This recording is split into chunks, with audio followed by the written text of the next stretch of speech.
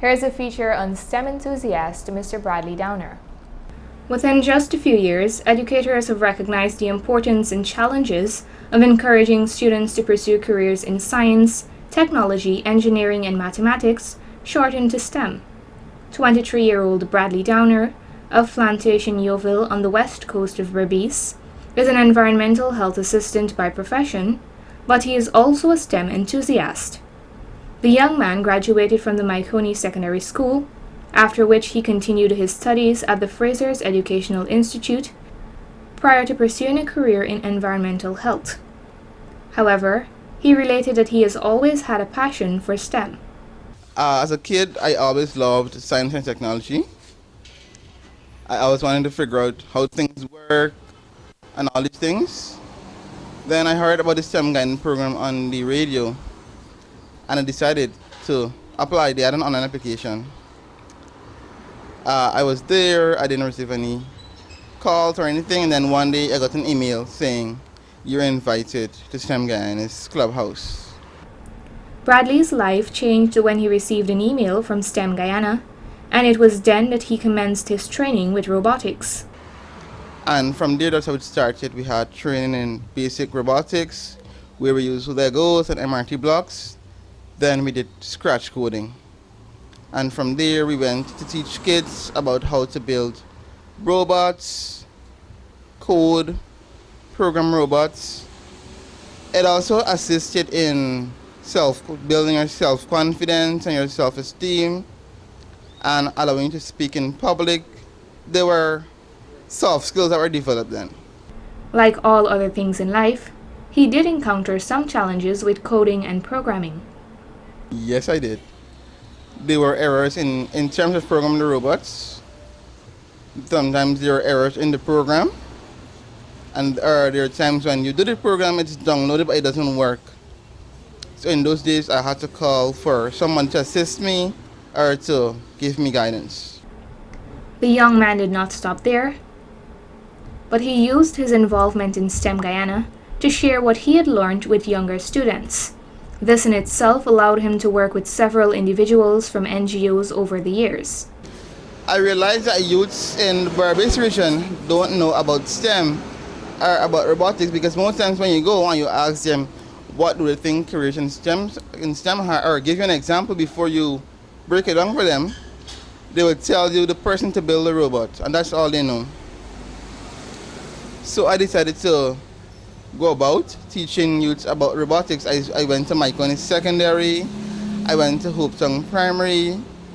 There was a time myself and AIC teacher were at Regional Secondary. I went to Bremen where I worked with Miss Tita Dalu and her youths. I taught them basic robotics, careers. I worked with Jolene Conway. At the time she was Miss World Guyana 2019, where we had a workshop at the Berbice High School. Bradley related that this brings him great joy and motivates him along his path. For me, it makes me feel happy, especially when they're building a robot and it works and they see the movements. The excitement in their face makes me feel happy, and it gives me the drive to continue to go out and do a bit more. Through his involvement in STEM Guyana, he was afforded the opportunity to participate in the International Youth Robotics Competition, IYRC, virtually on 2 occasions. So I worked with the Litchfield STEM Club, and we had built a fumigator.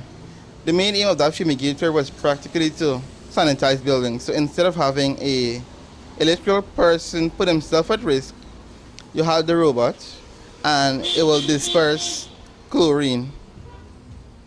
Then this year, we had a different team, because IYRT usually produces a team and the guidelines. So this year we built the golden retriever. It was meant to be a stationary toy that a child can play with, but it also assisted in playing. It's also played with balls.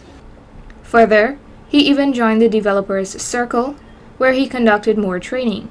This program allowed me to do courses from Facebook School of Innovation India, and amongst others, where we were allowed to do courses in augmented reality, virtual reality, introduction to coding, website building and designing, storytelling, etc.